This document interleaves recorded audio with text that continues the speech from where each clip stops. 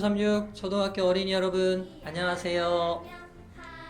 저는 이번 가을 인성주간에 여러분에게 하나님의 말씀을 전할 이정환 목사입니다. 여러분 아름다운 계절이죠? 이 아름다운 계절에 우리가 더 행복할 수 있기 위해서 특별한 주간이 시작됩니다.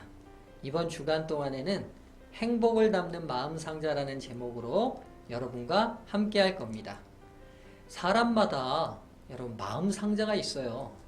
우리 그 상자 안에 어떤 생각들이 담겨 있냐에 따라서 행복한 삶이 되기도 하고 불행한 삶이 되기도 합니다. 또 성공하는 삶이 되기도 하고 실패하는 삶이 되기도 하죠. 이번 주간 우리의 행복과 성공을 엄청 바라시고 원하시는 하나님의 말씀을 통해 우리의 마음 상자 안에 행복한 생각들이 가득 차는 멋진 한 주가 되기를 제가 기도하고 바라겠습니다. 이제 오늘 첫 번째 시간인데요. 오늘은 마음 알기, 생각이 중요해요 라는 제목으로 여러분에게 말씀을 전합니다. 여러분 먼저 광고를 하나 볼 거예요. 추운 겨울날이었어요. 아빠가 출근하려 나와봤더니만 눈이 너무 많이 와서 아빠의 차를 눈으로 덮여버렸네요. 출근하려면 어떻게 해야 되죠? 눈을 치워야죠. 아빠가 출근 한복장으로 힘들게 눈을 치웁니다.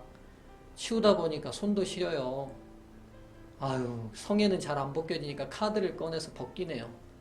그러다가 눈밭에 넘어지기도 했어요. 간신히 출근할 준비를 다 해서 이제 차 문을 열려고 차키 버튼을 눌렀는데 웬일인걸요? 이거 다른 차 눈을 치웠네요. 네, 우리가 이 광고를 통해 한 가지 알 수 있는 게 있네요. 생각이 중요해요.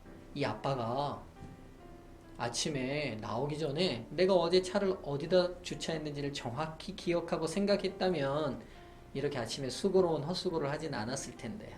그쵸? 자, 초등학교 1학년 시험 문제인 것 같아요. 뺄셈인데요. 이 친구가 1번부터 5번까지 다 정답대로 풀었어요. 그런데 여러분, 이 친구가 바르게 풀었는데도 불구하고 도대체 정답란에 뭐라고 기록했길래 틀렸을까요? 다음 중 차가 가장 큰 것은 어느 것입니까? 버스라고 써서 틀렸네요.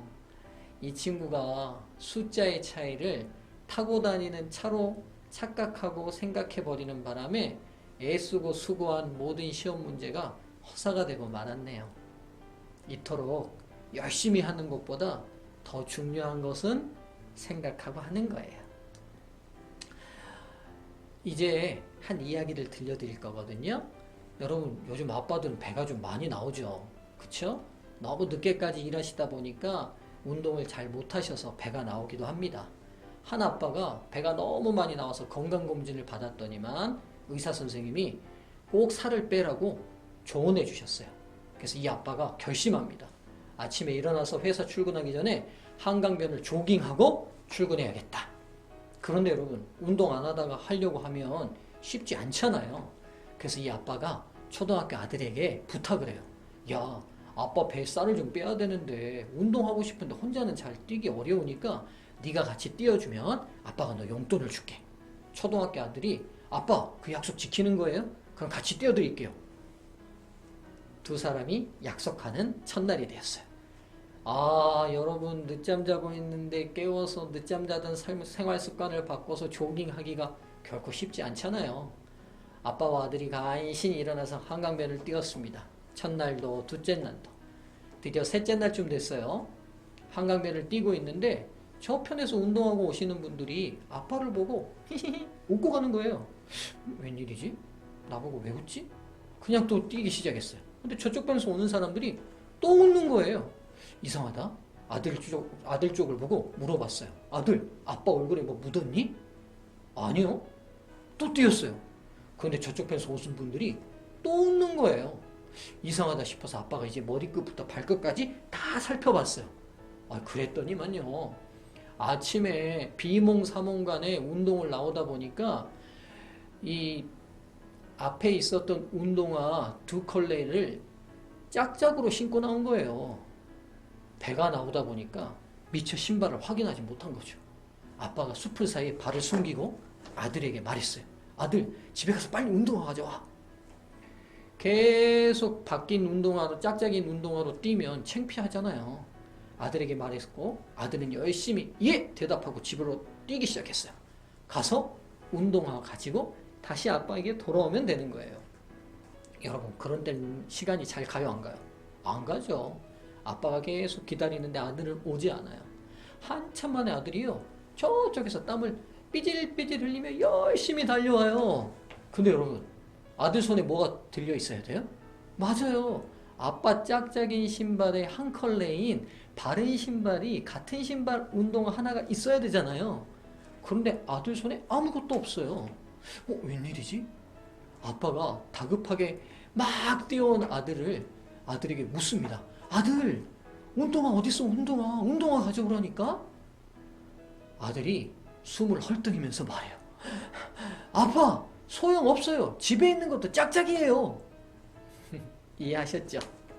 짝짝으로 신고 왔으니 당연히 집에 있는 것도 짝짝이죠. 같은 짝이 아니잖아요. 서로 다른 짝을 신고 왔으니 집에 있는 것도 다른 짝인데 아들이요 열심히 뛰었는데 아빠는 그 가지 않는 시간을 기다렸는데 그 모든 기다림과 수고가 그 순간 허사가 되고 말았네요. 왜요? 아들이 조금만 생각해 봤으면 그 노력과 기다림이 허사가 되지 않았을 텐데. 이렇듯 무엇인가를 하기 전에 또 하고 있다고 해도 무슨 생각으로, 무슨 목적으로, 무슨 방향으로 하고 있는지를 잘 생각하는 것 이렇게 중요합니다. 스카펙이라는 미국의 정신과 의사가 쓴 책에는 아주 이런 규절이 있어요. 여러분 좀 어렵지만 목사님이 설명할게요. 교만과 불순종이 원죄가 아니다. 원죄란 생각의 게으름이다. 교만과 불순종은 원죄의 결과일 뿐이다. 교목 목사님을 통해 성경을 배웠을 거예요. 태초에 아담과 하와가 어떻게 범죄해서 이 땅에 죄가 들어오게 됐는지를 배웠을 텐데 아마 여러분들 선악과라는 열매를 먹어서 죄가 시작됐다고 배웠을 건데요. 이 스카펙이라는 의사 선생님은 우리에게 한 차원 더 다른 생각을 선물해주고 있습니다. 무슨 말이냐? 아담과 하와가 행동하기 전에 선악과를 먹기 전에 한 번 더 생각해 봤다면 이걸 먹고 난 다음에 지구에서 벌어질 온갖 가슴 아프고 슬픈 일들을 생각해 봤다면 그리고 한 번쯤 하와가 먹기 전에 아담과 함께 이 문제를 가지고 상의해 보려고 생각해 봤다면 그리고 한 번쯤 그들이 먹기 전에 하나님께서 어떻게 말씀하셨는지를 생각해 봤다면 즉 선악과를 먹는 행동 전에 그들의 생각이 게을렀기 때문에 죄가 시작됐다는 거죠. 이토록 생각은 눈에 보이지 않지만 모든 것들을 결정하는 가장 첫 번째 발자국이 됩니다. 그래서 우리에게 아주 중요하죠. 이제 생각이 얼마나 더 중요한지를 우리 일상의 삶에서 일어났던 여러 일들을 통해 목사님이 더 설명해 볼게요. 여러분, 이 사람 뭐 하는 사람인 것 같아요? 예, 광주 삼육초등학교 어린이들은 똑똑해서 바로 알았을 거예요. 바로 역도 선수입니다. 근데 여러분 사진이 좀 오래돼 보이죠? 맞아요. 이 선수는요, 1950년도, 1900 중반대에 활동했던 세계 최고의 역도 선수 바실리 알렉세예프라는 러시아 선수입니다. 당시 최고의 무게를 드는 최고 선수였어요. 그런데 여러분, 그 당시에 역도계에서는 불문율처럼 깨지지 않는 한 가지 생각이 있었어요. 그게 뭐냐? 인간은 절대로 500파운드 이상을 들 수 없다는 생각이었어요.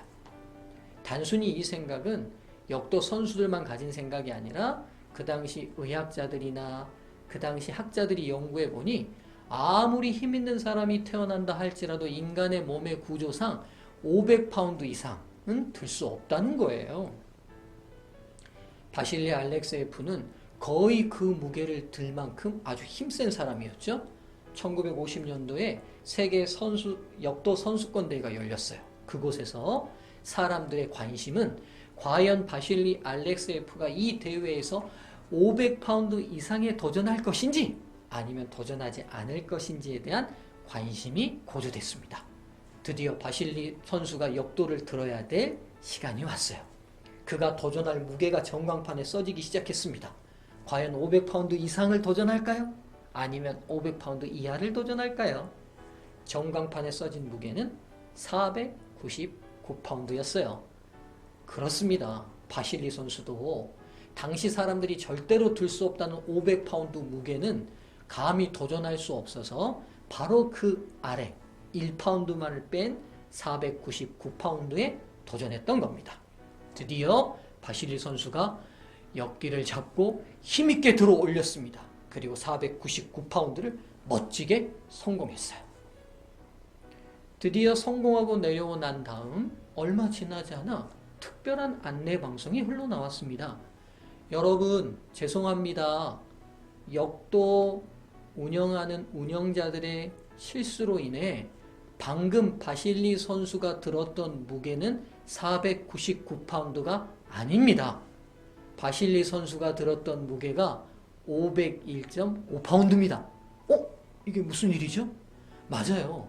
499파운드의 무게만을 달아야 하는데 경기를 운영하던 사람들의 실수로 그만 2.5파운드의 무게를 더 달아서 501.5파운드가 된 거예요. 바실리 선수는 499파운드라고 들었던 그 무게가 501.5파운드였어요. 근데 여러분 기억하시죠? 사람은 절대로 몇 파운드 못 든다고요? 맞아요. 500파운드 이상은 못 든다고요. 그런데 이게 웬일이에요? 499파운드로 가졌던 그 무게가 사람은 절대로 들 수 없다는 무게보다 1.5파운드나 더 많은 무게였어요. 그렇다면 진짜 사람이 들 수 없는 무게가 500파운드인 거예요? 아니면 500파운드 이상은 들 수 없다는 생각으로 그동안 못 들었던 건가요? 맞습니다. 바실리 선수도 500파운드 이상을 들 수 있는 능력이 있었지만 500파운드는 들 수 없다는 그 생각에 갇혀서 못 들었던 거죠. 이제 여러분, 바실리 선수가 500파운드의 기록을 깬 다음 그 해만 해도 여러 선수가 500파운드 이상을 들었다고 해요. 이토록 생각은 때로 사람의 능력을 가두어 버리는 힘이 있습니다. 저는 바실리 선수를 보면서 성경에서 한 인물이 생각났어요. 여러분 너무나 잘 아는 이야기예요. 다윗과 골리앗. 그렇죠? 소년 다윗이요. 키가 거의 3m나 되는 엄청난 골리앗 장군을 이겨낸 이야기예요. 모든 이스라엘 병사들이 우리 절대로 이길 수 없어라고 했을 때 한 소년은 할 수 있어요. 하나님이 함께 하시면 할 수 있어요. 라고 나아가서 진짜 승리하잖아요. 그래요, 여러분. 해보고도 전에 생각부터 못한다고 생각하면 절대로 할 수 없죠. 이토록 생각은 중요해요. 여러분, 이 음료 좋아하는 친구들 많을 거예요. 전 세계 어디를 가도 이 음료가 아주 많죠. 코카콜라입니다. 이 코카콜라는 세계적으로 가장 사랑받는 음료수인데 그 광고를 한번 볼까요? 예, 코카콜라는 다람쥐도 좋아하는 코카콜라를 만들겠다는 이런 광고를 해요. 더욱이 여러분, 저는 이 광고를 보고 놀랐어요. 펭귄은 남극에 사는 동물인데 이렇게 더운 지역까지 와서라도 나는 코카콜라를 먹겠다. 목숨을 걸고라도 먹고 싶은 음료를 만들겠다. 이게 코카콜라예요. 여러분, 코카콜라 사장이 어느 날 인터뷰를 했는데 기자들에게 이렇게 말했다고 해요. 제 몸에는 피가 흐르지 않습니다. 제 몸에는 코카콜라가 흐릅니다. 무슨 말이죠? 온통 코카콜라 회사의 회장은 자나 깨나 무슨 생각만 한다는 말이죠? 콜라 생각만 한다는 말이겠잖아요. 그쵸? 보세요. 한 사람의 집념과 한 사람의 생각이 만들어낸 음료수가 온 세계 사람들을 다 사랑하게 만들어 버리죠. 생각은 이토록 힘이 있습니다. 생각이 또 얼마나 강력한 힘이 있는지 한 이야기를 또 들려드리죠. 여러분, 조차장이라는 곳을 아나요? 이 사진 보시면 아실 것 같은데 열차와 열차들이 들어와서 수리를 하거나 또 머무는 장소를 조차장이라고 해요. 미국의 어느 조차장에서 일하는 닉이라는 청년이 있었어요. 이 닉이라는 사람은 아주 일을 잘하고 성실하기로 유명했어요. 그런데 이 사람에게 한 가지 단점이 있었어요. 그건 바로 부정적인 생각을 늘 한다는 거였죠. 어느 날 닉이 냉동 열차 창고 안에서 일을 하고 있었어요. 그런데 그날은 닉의 팀 같이 일하는 팀원들의 한 사람이 생일이어서 그 팀장께서 오늘은 일을 빨리 마치고 그 친구 집에 가서 생일 파티를 하자고 제안을 했어요. 그런데 다른 팀원들은 다 그 이야기를 들었는데 닉만큼은 그 열차 안에서 일하다 보니까 얘기를 못 들었던 거죠. 모든 직원들은 일찍 다 퇴근을 했는데 닉이 그 소식을 못 들었다는 것들 친구들이 잊어버린 채 당연히 닉도 오겠다고 생각하고 모두 다 그 친구 집으로 생일 파티를 떠나버렸어요. 닉은 퇴근 시간이 돼서 이제 냉동 창고 열차 안에서 나와서 퇴근을 하려고 나왔는데 이거 어떻게 하죠? 냉동 열차 문이 그만 바람에 닫혀버렸어요. 그래서 닉은 걱정하지 않았죠. 왜냐하면 밖에 일하고 있었던 친구들이 있었거든요. 친구들이 이름을 부릅니다. 토마스, 제임스, 나 닉인데 빨리 문 좀 열어줘. 창고 문이 닫혔네? 그런데 이게 웬일이죠? 그날 친구들이 일찍 퇴근해서 다 생일 파티를 간 걸 닉만은 모르고 있었죠. 밖에서 일하고 당연히 친구들이 있을 거라고 생각했던 닉이 친구들 이름을 아무리 불러도 문을 열어주지 않자 그다음 걱정이 되기 시작했어요. 손으로 문을 더 세게 두드렸어요. 문 좀 열어달라고. 문 좀 열어달라고. 근데 아무도 대답하지 않습니다. 어떡하죠? 닉이 이렇게 친구들 열심히 부르고 있는 동안 그의 머릿속에 불현듯 자기가 있는 장소가 어딘지 기억해냈어요. 지금 어디 아니죠? 맞아요. 냉동 열차 아니에요. 여러분, 차가운 음식들을 얼릴 수 있는 냉동 열차 안에 닉이 있다면 닉이 이 열차 안에서 나가지 못한다면 닉은 어떻게 될까요? 맞아요. 동사 들어보셨죠? 얼어서 죽는 일이 벌어질지도 몰라요. 닉이 그렇게 생각하고 나니까 더 춥고 온몸이 떨리기 시작해요. 그날 닉이 얇은 옷만 입고 있었고 이 밤 자기가 여기를 나가지 못하면 죽는다는 생각이 엄습해오자 그의 몸은 더 떨리기 시작했어요. 그리고 주변에 떨어져 있었던 종이를 꺼내다가 마지막이 될지도 모른 글을 남기기 시작합니다. 그 글의 내용이 이거였어요. 너무 춥다. 몸이 마비된다. 빨리 나가지 않으면 아마도 이것이 내 마지막 글이 될 것이다.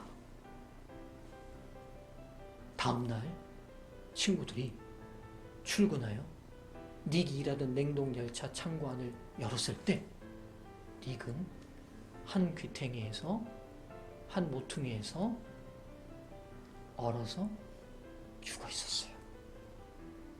근데 여러분, 더 놀라운 일은 이 열차 창고는 냉동열차는 오랜 시간 고장이 나 있어서 가동되지 않던 곳이에요. 사람이 죽을 만한 온도로 내려가 있지 않는 열차였어요. 그런데 닉은 동사, 저체온증으로 죽어서 발견됐어요. 무슨 일이죠? 얼어 죽을 수 없는 장소에서 닉이 얼어 죽었다는 게 결론이었어요. 닉의 생각이 닉을 죽였을지 모르죠. 여러분, 생각은 이렇게 엄청난 힘이 있습니다. 그래서 화인 여사는 우리에게 아주 지혜로운 특별한 안내를 해줍니다. 생각이 계속 반복되면 행동을 만들죠. 행동이 계속 반복되면 뭐가 되죠? 습관이 돼요. 습관이 계속 반복되면 품성, 그 사람의 인격이 되고요. 그 인격은, 그 품성은 끝내 그 사람이 행복한 운명인지 불행한 운명인지 성공한 운명인지 실패한 운명인지를 결정짓는데요. 그렇다면 여러분, 사람의 마지막 결론의 제일 시작은 어디서 시작되죠? 바로 생각입니다. 그래서 잠언 4장 23절은 이렇게 저희에게 말씀해 주셔요. 무릇 지킬 만한 것보다 더욱 내 마음을 지키라. 생명의 근원이 이에서 남이니라. 좀 더 쉬운 성경으로 읽어볼까요? 공동번역이라는 성경은 이 말씀을 이렇게 우리에게 설명해요. 무엇보다도 내 마음을 지켜라. 그것이 바로 복된 삶의 셈이다. 여러분, 광주 삼육초등학교 다니는 모든 어린이들은 축복되고 행복된 삶이 되기를 목사님은 정말 원해요. 그러려면 여러분이 먼저 해야 될 일이 있어요. 여러분 마음을 지키는 겁니다. 여러분 마음에 아름다운 생각들로 가득 채워 지킬 때에 여러분 모두에게 준비된 행복된 축복된 삶이 시작될 수 있습니다. 기억하세요. 생각은 창문과 같아서 어떤 방향을 보고 어떤 크기로 되어 있느냐에 바깥 세상이 완전히 달라 보일 수 있어요. 이제 한 영상을 보고 오늘 목사님 말씀을 정리할 겁니다. 한 아이가요, 아기 코끼리에게 초콜릿을 주겠다고 아기 코끼리를 불렀다가 거의 코가 닿는 순간 그걸 자기 입에 넣어버리네요. 어우, 저 얄미운 어린이. 세월이 지났어요. 그 어린이가 어른이 된 다음에 어느 축제 때 코끼리가 때리고 가네요. 여러분, 사람이 한 행동은 반드시 자기에게로 돌아와요. 여러분이 오늘 어떤 마음을 갖느냐는 여러분에게 다시 돌아오게 되는 여러분 삶의 씨앗이 됩니다. 생각이 중요해요. 잊지 마시고 내일 이 시간 다시 만나겠습니다. 여러분 행복하세요. 기도하겠습니다. 사랑이신 하나님, 감사합니다. 오늘 우리에게 생각이 얼마나 중요한지 가르쳐 주셔서 감사드립니다. 광주 삼육초등학교 친구들이 이제 마음 상자 안에 생각을 잘 지킬 수 있게 도와주세요. 그래서 행복하고 주님 기쁨이 되는 모든 어린이들 되게 도와주시기를 예수님의 이름으로 기도드립니다. 아멘.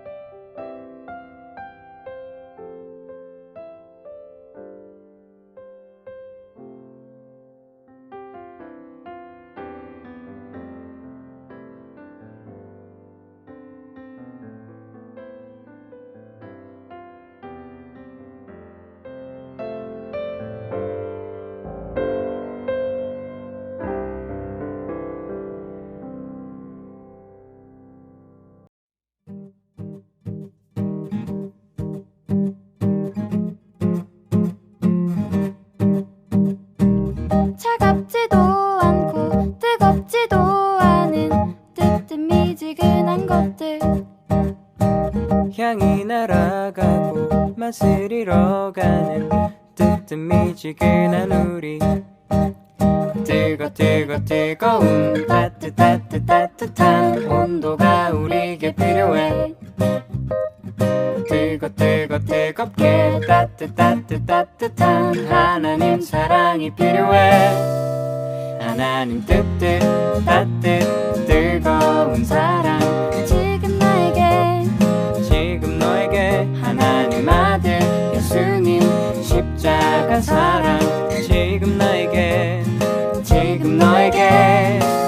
사랑한다 사랑한다 뜨겁게 사랑한다 사랑한다 너를 사랑한다 사랑한다 지금 뜨뜻미 지금 차가워진 마음 하나님의 사랑 뜨뜻하게 나를 감싸 예수님의